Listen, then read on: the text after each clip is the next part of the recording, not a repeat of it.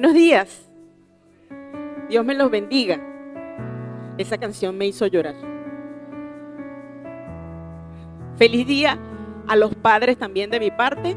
Que Dios les bendiga, les dé mucha sabiduría y amor con cada uno de sus familias, de sus hijos, de sus esposas. Y especialmente le quiero dar también felicitaciones a aquellos padres que tienen a sus hijos fuera del país, como mi esposo, como César. No sé si alguien más tiene un hijo fuera del país, el pastor José Ignacio, allá mi amigo Carlos, Milton, también que el Señor pueda llenar sus corazones. Y también especial felicitaciones para aquellos que no tienen a su Padre terrenal y que su Padre definitivamente es nuestro Dios celestial. Amén. Qué bueno que podemos contar con un Padre amoroso como nuestro Señor. Bueno, vamos a orar para poner este tiempo en las manos del Señor. Amado Dios, quiero darte gracias porque me das la oportunidad, por tu gracia, de estar aquí en este tiempo para llevar tu mensaje.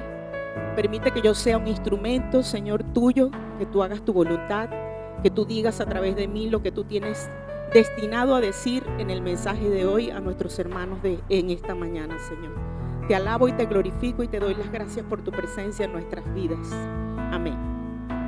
Ok, hoy continuamos con el estudio del libro de Daniel. Ok, a mí me corresponde el capítulo 5, pero la particularidad que vamos a tener esta vez es que lo dividieron en 2 etapas. A mí me toca los versículos del 1 al 12 y la semana que viene al pastor Henry le toca la disertación desde el 13 al 31. Así que esto va a ser como la historia continuará. ¿Sí? Cuando termine hoy, usted le pone los puntos suspensivos para que tenga que darle final a esta historia de hoy. Para ponerlos un poquito en contexto. Esta historia de hoy trata de un banquete que da el rey Belsasar, en el cual, es como un resumen que les voy a dar, en el cual usa el oro y la plata de los vasos sagrados del templo de Jerusalén, que se los voy a explicar seguidamente para que puedan comprender un poco más de qué trata. Durante el banquete, una mano así cortada, solita, empieza a escribir en una pared del recinto donde estaba la fiesta. Ahí empieza a escribir un mensaje, lo que provoca un temor en el rey y los invitados de qué estaba sucediendo en ese momento, pero finalmente aparece la reina, que también les voy a explicar quién era, y le dice a Belsasar, al rey Belsasar, que existe una persona que puede interpretar ese mensaje. Así que vamos a ver de qué trata esta historia un poquito más profundo. Quisiera, sin embargo, antes entrar a aclarar algunos puntos que me parecen relevantes antes de comenzar, como por ejemplo el nombre de Belsasar. ¿Recuerdan que a Daniel le pusieron, cuando lo trajeron de Jerusalén, de Judá, lo trajeron a Babilonia y le pusieron de nombre egipcio Belsasar? Bueno, este no es el mismo nombre. El rey se llama Belsasar sin T y Daniel es llamado Belsasar con una T intercalada. Pero vamos a utilizar el nombre de Belsasar para el rey en la historia de hoy y el de Daniel lo vamos a usar como Daniel, para que estemos claros que cuando digo Belsasar no estoy hablando de Daniel, sino que estoy hablando del rey. Ok, ya en este capítulo 5, que estamos comenzando hoy, ya Nabucodonosor ya no es el rey. Esos capítulos anteriores que vimos, estos 4 capítulos anteriores que vimos, era Nabucodonosor el rey, pero ya se acabó. Hasta aquí le llegó la historia. Los acontecimientos que se registran en los primeros 4 capítulos tienen que ver con el reinado de Nabucodonosor, como les estoy diciendo, que reinó durante 43 años y murió en Babilonia. Sí, después de esto, para llegar a la historia de hoy, pasaron 5 reyes. Quizás no todos son relevantes para la historia de hoy, pero se los voy a mencionar y los 2 últimos son los que tienen que ver más con la historia de hoy.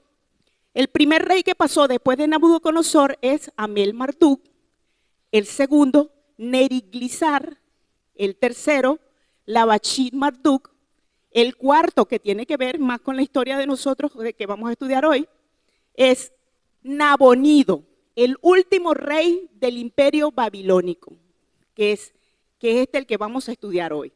Y él trabajó duro para restaurar la gloria que había tenido Babilonia mientras Nabucodonosor reinó. Esto de restaurar esta gloria que tenían Babilonia lo llevó a mantenerse ausente de su sitio, de donde él vivía.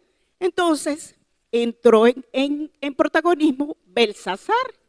¿Quién? El rey, que era el hijo mayor de Nabonido, y fue designado corregente conjunto con Nabonido. Por esta razón es llamado rey. Entonces tenemos claro que el rey de esta historia es Belsasar.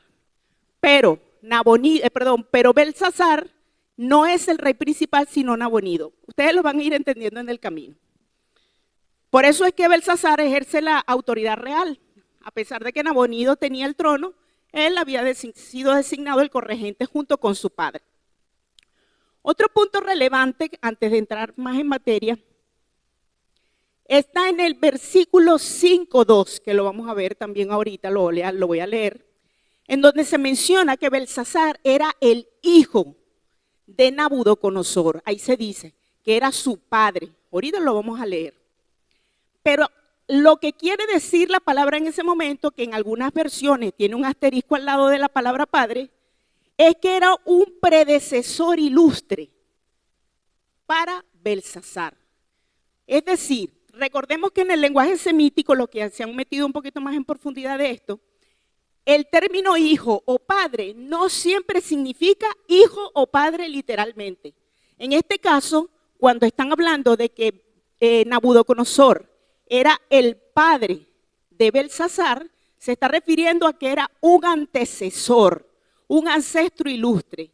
Y por eso algunas Biblias, en algunas versiones, dice con asterisco allí, al lado de padre, dice antecesor. Ok, aclarados estos puntos, vamos a leer en los versículos del 1 al 4, que tratan sobre la fiesta de Belsasar y los vasos sagrados. Así lo titulé esta parte que vamos a leer, la fiesta de Belsasar y los vasos sagrados.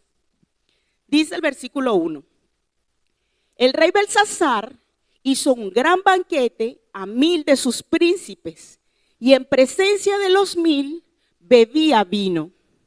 Belsasar, con el gusto, estaba bien alegre, con el gusto del vino, mandó que trajesen los vasos de oro y de plata que Nabucodonosor, su padre, había traído del templo de Jerusalén. ¿Se fijan que nombra la palabra padre? Recuerden que es el antecesor. Para que bebiesen en ellos el rey y sus grandes, y sus mujeres y sus concubinas. Entonces fueron traídos los vasos de oro que había traído del templo de la casa de Dios, que estaba en Jerusalén. Y bebieron en ellos el rey y sus príncipes, sus mujeres y sus concubinas. Bebieron vino y alabaron a los dioses de oro y de plata, de bronce, de hierro, de madera y de piedra. Fíjense que a pesar de lo que vimos la semana pasada con el pastor José Ignacio, ¿se acuerdan? Por cierto, que no les di una curiosidad. La semana pasada la prédica se llamaba La caída del orgullo. Esta no se pudo publicar el título, pero esta se llama La altivez precede a la caída. O sea, ¿qué quiere el Señor decirnos con estos dos mensajes que se parecen los títulos de ambas semanas? Bueno, ya lo veremos. Entonces lo que les quiero decir, Belsasar, en vez de haber aprendido de lo que le pasó a Nabucodonosor, como lo vimos en la historia de la semana pasada, él no aprendió de eso, nada le importó la humillación que había pasado Nabucodonosor, sino que al contrario le restó importancia y prefirió que su orgullo y su altivez prevalecieran. Fíjense el fiestón que hizo. Botó la casa por la ventana, invitó a todos los más importantes del reino. O sea, imagínense la comida que había allí, los artistas invitados, la decoración, todo aquello era, bueno, exagerado. Y para completar, entonces fíjense lo que hizo, que mandó a traer los vasos de oro y de plata que ya les voy a explicar. Para esto tenemos que recordar e irnos a la prédica de Renzo. Cuando Renzo comenzó el estudio de Daniel, nos explicó esto. Eso está en el capítulo 1, versículo 2, y se trata de que Dios permitió, nos vamos a esa prédica de ese día, Dios permitió que Nabucodonosor, cuando sufrieron el exilio a Babilonia, también se trajeran las cosas sagradas, los vasos y aquellos utensilios sagrados del templo de Jerusalén. Eso no significa que Dios, porque se los llevó y los juntó contra las cosas también que tenían de sus otros dioses allá en Babilonia. Pero eso no significa, hermanos, que Él haya permitido que se los trajeran. No significa que Dios lo aprobara, sino que simplemente permitió que sucediera de parte de un juicio que Él estaba teniendo sobre el pueblo de Judá. ¿Por qué? Por su desobediencia y alejamiento de la fe. Entonces Dios permitió que las cosas se dieron como se dieron en ese momento, y esos utensilios y esas cosas sagradas se encontraban en Babilonia, que fue las que mandó a llamar, a buscar Belsasar para el banquete. ¿Ok? Entonces, ¿qué nos invita esto a reflexionar? En primer lugar, sobre la voluntad de Dios y su soberanía. Hay cosas que no entendemos por qué Dios las permite, pero suceden y Dios las permite. Lo que nosotros tenemos que hacer cuando nos pasan cosas como esta, de por qué permitió que se llevaran esos vasos sabiendo que eran tan importantes, por qué Dios permite cosas en nuestras vidas sabiendo que pueden ser perjudiciales en apariencia, sencillamente porque Dios sabe lo que nos conviene. Él conoce los propósitos, Él conoce los planes, Él tiene ya la vista de absolutamente todo lo que va a suceder y por qué tiene que suceder. Él sabe cuál es el plan más grande que había detrás de aquello, igual que con cada una de nuestras vidas. Dios sabe por qué está permitiendo una situación que hoy día usted dice, bueno, pero ¿por qué? ¿Por qué a mí? ¿O por qué no lo podrías hacer de esta manera si tú eres Dios? Juzgamos a Dios en momentos, pero su palabra dice que Él tiene planes mayores para nosotros, que Él conoce las cosas mejores para nosotros. Él dice en su palabra, en Romanos 8:28, que todo obra para bien. Y eso es literal.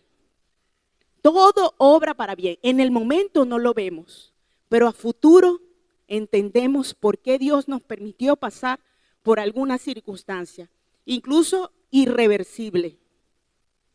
Porque lo digo en mi caso, ¿por qué Dios permitió que mi padre muriera? Ahorita lloré por la canción. Pero mira, lo que yo he crecido y he cambiado durante todo este tiempo ha sido de bendición para mi vida. O sea que todo obra para bien. ¿Ok? En segundo lugar, este versículo que acabamos de ver con respecto a lo de por qué se trajeron los vasos de Jerusalén, del templo de Jerusalén, porque el Señor estaba haciendo un juicio, les dije, ¿verdad? Pero esto lo que nos muestra es qué importante es tener fidelidad y obediencia al Señor. El pueblo de Judá no estaba siendo obediente al Señor, no estaba siendo fiel al Señor. Y el Señor nuestro Dios no puede bendecir ni a un pueblo, ni a una persona, ni a una congregación, ni a nadie si se encuentra en pecado. ¿Cómo va a usted recibir la bendición del Señor si su vida no se encuentra en orden, espiritualmente hablando? Entonces allí es lo que tenemos que prestar atención de qué nos está dejando este mensaje de los vasos sagrados y por qué Dios permitió que eso le ocurriera a la gente de Judá. Compararlos con nosotros significa que nosotros tenemos que tener fidelidad y obediencia al Señor. Los judíos habían sido advertidos ya varias veces por los profetas que se comportaran, que estuvieran bien, que hicieran las cosas honrando al Señor, que obedecieran, que se devolvieran de sus pecados. Sin embargo, no escucharon. En estos versículos que acabo de leer, vemos la arrogancia de Belsasar, la irreverencia, la falta de respeto hacia los objetos sagrados del templo de Jerusalén. No entendió lo que le había pasado a Nabucodonosor o no conocía la historia, porque si no, no los hubiese usado para el banquete, que era un entorno tan pagano, que era un entorno desenfrenado, un sitio donde se estaban haciendo cosas que no honraban al Señor. Y aquí le voy a agregar unos comentarios míos, unas elucubraciones mías, y quizás usted va a caer en cuenta de ellas y si estudia el pasaje completo, todo el capítulo 5, pero la semana que viene yo sé que van a entender un poco más esto.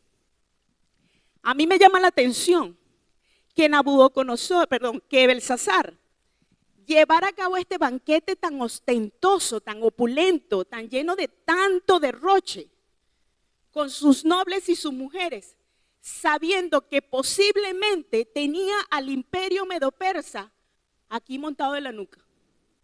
Ustedes lo van a ver la semana que viene. O sea, cuando uno tiene un problema con alguien, uno sospecha que las cosas no están bien. ¿Sí? No creo que hubiese sido, es que yo no sabía, nunca me imaginé que teníamos un problema con la gente del imperio medo-persa. Pero lo van a ver mejor la semana que viene. Porque esa misma noche de este banquete fue la caída del imperio de Babilonia. Ok, y esto lo que nos muestra, ratifico, es ese orgullo y esa arrogancia, porque él se sentía, pienso yo, que poderoso, invencible. Una gente que tiene estas conductas tiene que ser que se sentía de una manera muy segura, o a lo mejor estaba haciendo esto para desestresarse. Sí, oye, nos van a vencer o tenemos este problema y nos vamos a distraernos. A lo mejor, por eso digo, son comentarios míos. Vamos a ver qué piensa usted cuando vea la historia completa la semana que viene. Para que ellos crean que estamos bien, sí, posiblemente. Fíjense que este banquete tenía una connotación religiosa, porque ellos dicen allí en los versículos que alabaron a los dioses de oro, de plata, de bronce, hierro, madera, de piedra y etcétera, etcétera. Todos los materiales que habían en el momento. Y allí involucraron las cosas sagradas del Señor. O sea, eso es una mezcolanza de adoración extraña, que había allí un fuego extraño, que a nuestro Dios estoy seguro que no le agradaba absolutamente nada. Lo que demostraba que Belsasar tenía una actitud de desprecio y de arrogancia y rebeldía, porque no solo se estaba burlando, como les dije, de quizás ese problema que tenía ahí a las puertas, sino que se estaba burlando y retando al mismísimo Dios del cielo, usando esas cosas que para Dios eran sagradas. Porque esos vasos, hermanos, habían sido consagrados para el culto a Dios. Y usarlos en esa fiesta pagana, en ese entorno tan desafiante, lo que mostraba era que había una profanación a lo divino. Fíjense que lo hacían mientras alababan a otros dioses. Entonces, mientras alababan a otros dioses, también usaban estos vasos sagrados, estos utensilios del Señor, que habían sido dedicados para la adoración al Señor. Yo pienso que Dios estaba viendo eso con mucho desagrado, con mucha incomodidad, con mucha molestia. Pero esa irreverencia de parte de Belsasar, del rey Belsasar, tuvo consecuencias inmediatas. Lo que demuestra es que la soberbia frente a lo divino no tiene cabida. No, lo que puede traer es ruina. Eso es lo que demuestra esto. No debemos burlarnos del Señor, porque de Dios nadie se puede burlar. No debemos pensar que si estamos siendo arrogantes, si estamos siendo altivos en cualquier lugar, con mi familia o con mis compañeros de trabajo o con un vecino, no debemos pensar que esta actitud irreverente de parte de nosotros va a pasar desapercibida para Dios. Porque Dios, hermanos, resiste al soberbio y da gracia al humilde. De repente en el momento nos sentimos muy seguros de la actitud que estamos teniendo, pero a lo mejor para Dios están los minutos y los tiempos contados. para un juicio para nosotros, individual. Y no estoy hablando de algo apocalíptico, estoy hablando de que el Señor de alguna manera nos hace entender que estamos haciendo las cosas mal. Y yo quiero comparar estos vasos sagrados con nosotros como templo del Señor. Nosotros somos sagrados, somos llamados santos. Y Dios espera santidad de parte de nosotros. Dios espera que nosotros no estemos llenos de inmundicia, no estemos llenos de pecado, de faltas. Dios espera que nosotros tengamos una conducta que concuerde con ese nombre de santos.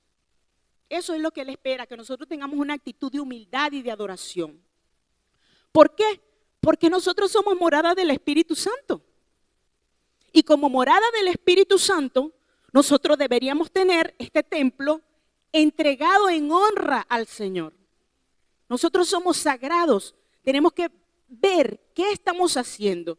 Y digo no necesariamente los pecados contra el cuerpo, que también para el Señor son desagradables y abominables, sino esos pecados que creemos que no son pecado, pero la disensión, el pleito, los celos, la contienda, la murmuración, creemos que no son importantes, pero sí son importantes a los ojos del Señor.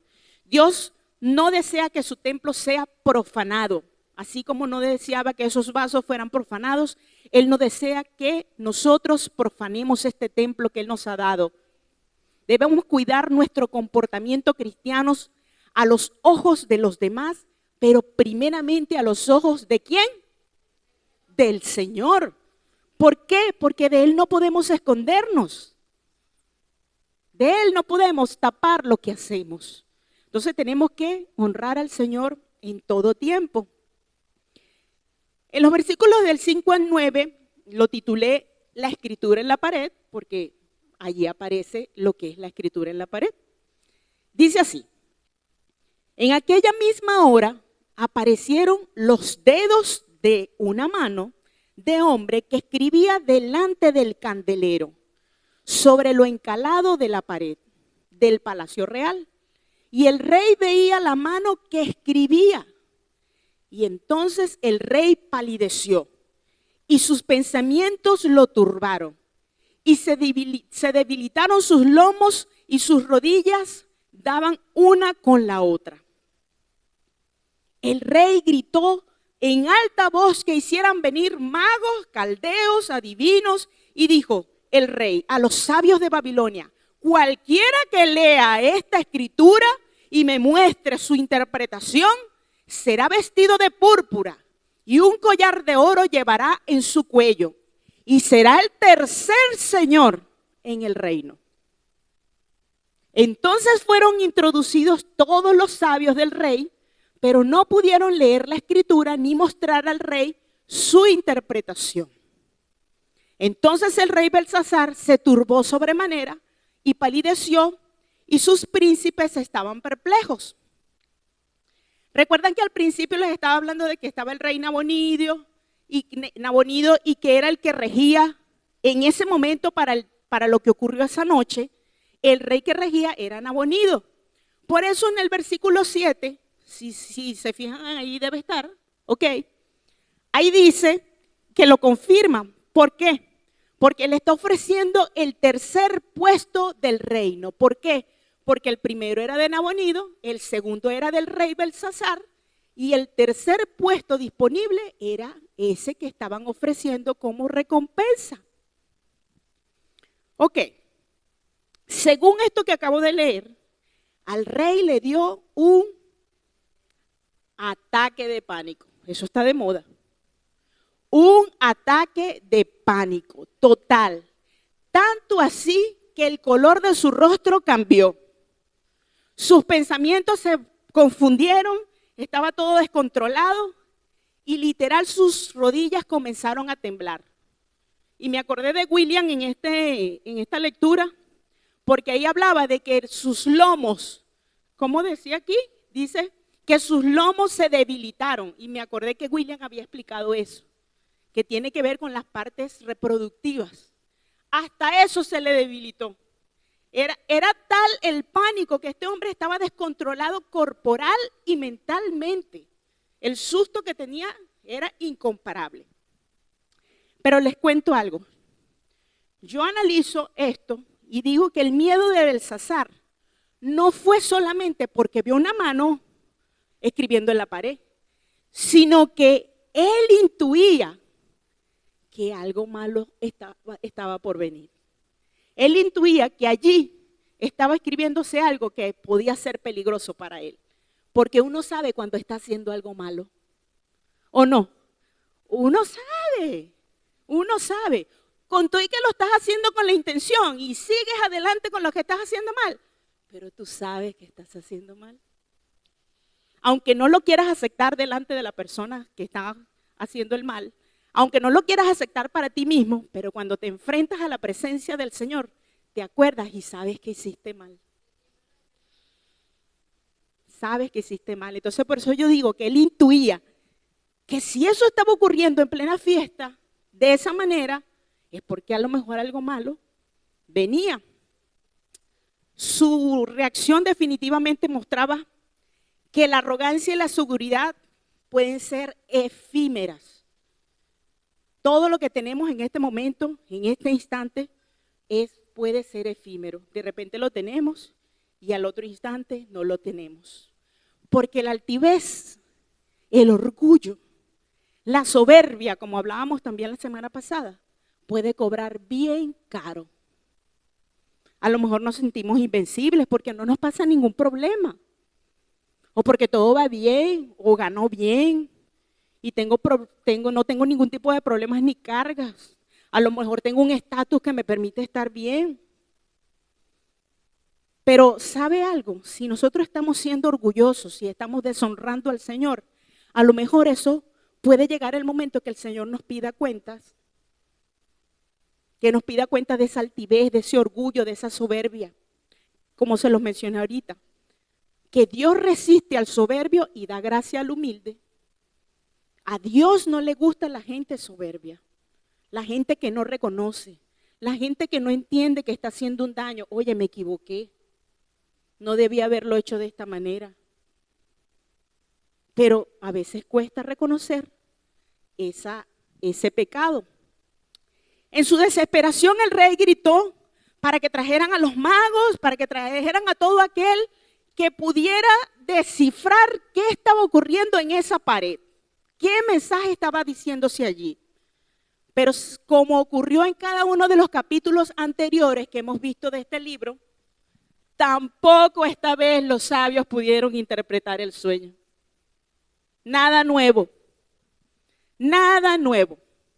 Estos versículos lo que nos muestran en la desesperación de buscar que este me diga o aquel me sepa decir la información o interpretar, y esa desesperación de parte del rey lo que muestra es que hay una limitación de la sabiduría humana con respecto a las cosas de Dios. Y nosotros solo podemos llegar a interpretar las cosas de Dios con el comportamiento de Dios, a través del Espíritu de Dios. No podemos nosotros pretender de forma humana, en nuestra carne, descifrar las cosas que provienen solo del Señor, de lo sobrenatural. El conocimiento terrenal, por muy tecnológico que sea, por muy avanzado que sea, no puede comprender los misterios divinos sin la revelación del Espíritu de Dios en nuestras vidas. Belsasar no recurrió a la búsqueda de Dios en primer lugar. Al contrario, buscó la ayuda en lo terrenal, por los medios que él tenía a su alcance. ¿Y cuántas veces nosotros dejamos de último al Señor? Tenemos una circunstancia terrible, una circunstancia que nos aborda, que nos descontrola, que nos puede dar hasta pánico, y dejamos de último a las 10 de la noche del 8º día. Señor, necesito tu ayuda. Lo dejamos de último. A lo mejor no todas las veces, pero a lo mejor lo hemos hecho alguna vez. Movilizamos cielo y tierra y todos los contactos que tenemos y dejamos de último el primer contacto que deberíamos buscar.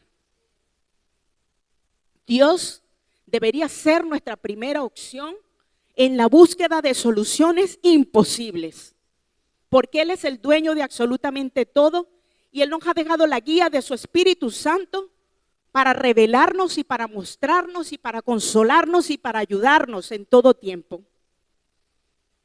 Y como es la moda, a veces buscamos en el ChatGPT, para los que no saben, inteligencia artificial hoy que está superando Google y cualquier otra cosa que nosotros buscábamos, hasta una enfermedad le preguntamos, ¿de qué trata esto? ¿Cómo me curo con tal cosa? ¿Qué síntomas tienes?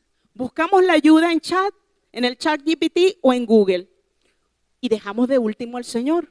Después que nos hemos paseado buscando la ayuda por otro lado, dejamos de último al Señor.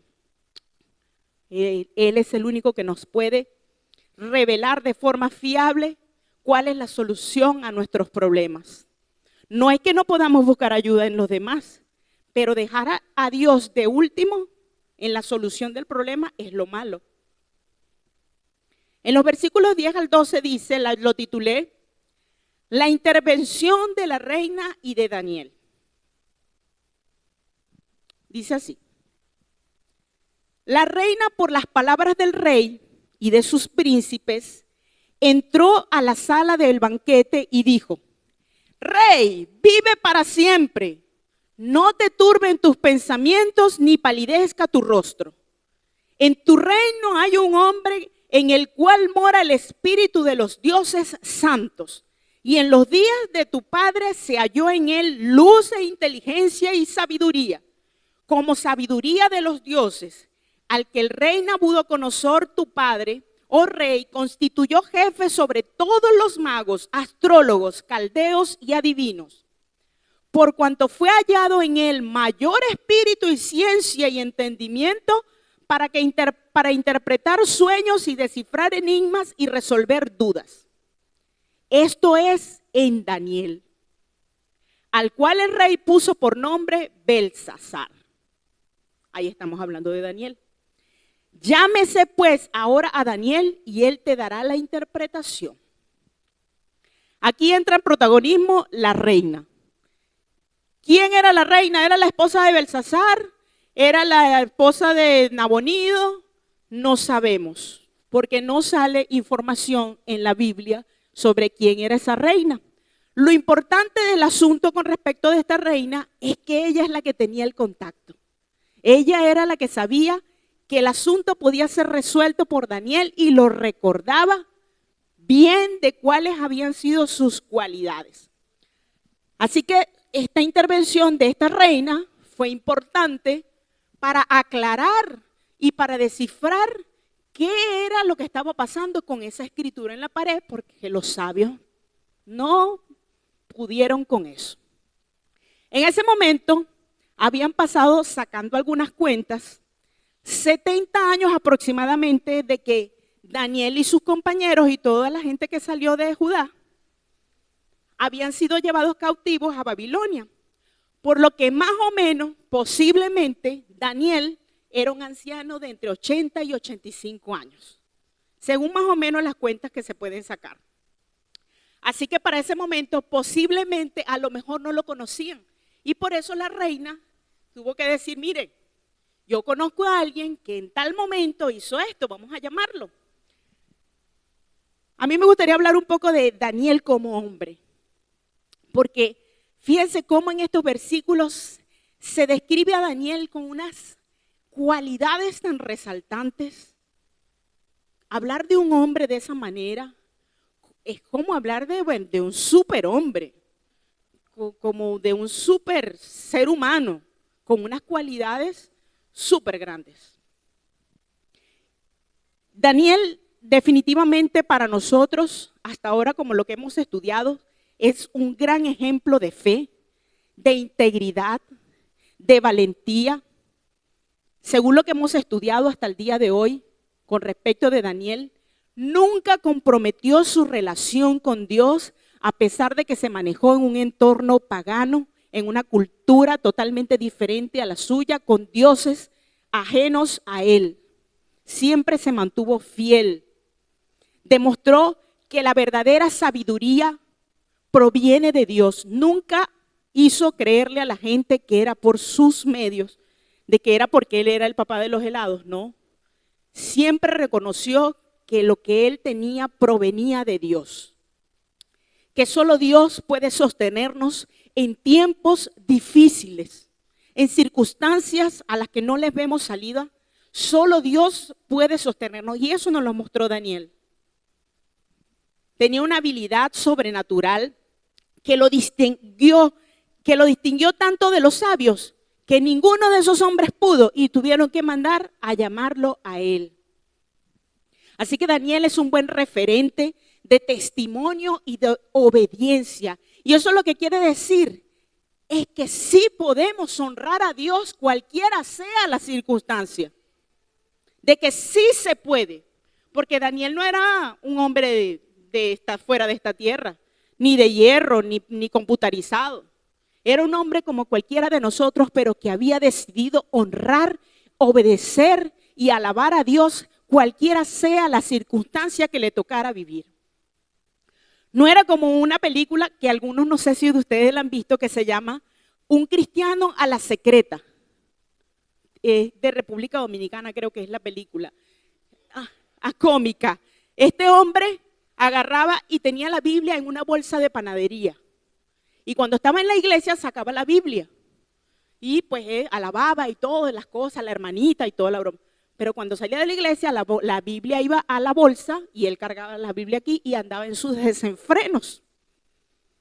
Así que nosotros ojalá que en vez de ser como esa persona, podamos ser un buen referente para el Señor como lo fue Daniel. Amén. Qué bueno sería que podamos tener un buen testimonio siempre, donde quiera que nos encontremos, en el trabajo, en los estudios, en los institutos, delante de los funcionarios públicos, de manera que el Señor nos pueda usar como usó a Daniel hasta sus últimos días, que podamos llevar en alto el nombre del Señor en cualquier entorno. En Proverbios 2:6 dice, porque el Señor da sabiduría, de su boca vienen el conocimiento y la inteligencia. Esto lo que nos quiere decir es que si nosotros como Daniel queremos buscar la información correcta que proviene de Dios, tenemos que acudir a Él. Porque la sabiduría divina es perfecta, es infinita. Mientras que la humana puede ser defectuosa e ilimitada.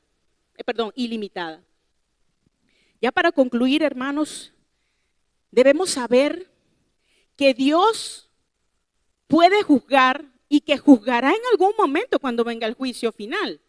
Pero antes de eso, el Señor puede juzgar y pedirnos cuenta, cualquiera sea el momento, si nosotros estamos teniendo un mal comportamiento, si estamos teniendo una mala conducta. Y lo peor que podemos hacer, como lo que hizo Belsasar, es no usar los errores del pasado para curarnos en el presente. Él no usó el error de Nabucodonosor al volverse orgulloso y arrogante, que sufrió esa humillación que sufrió. A él no le importó eso. No le importó aprender de esos errores del pasado. Por eso ignorar las instrucciones y las advertencias, porque el Señor nos da advertencias, que Él nos da es ser bien rebelde con el Señor y apartarnos deliberadamente de la oportunidad que Él nos da de seguir el camino recto de obediencia. Hoy en día el mundo está siguiendo ese camino de Babilonia. Muchas personas, incluso creyentes, que han creído en el Señor en algún momento, tienen conocimiento del plan de Dios para su vida, pero se niegan a seguir sus caminos. ¿Cuántos de nosotros aquí podemos estar en esa situación? No lo sé, solo Dios escudriña el corazón. Pero así como Belsasar enfrentó el juicio de Dios, todos debemos estar conscientes que quizás debamos en algún momento dar cuentas al Señor.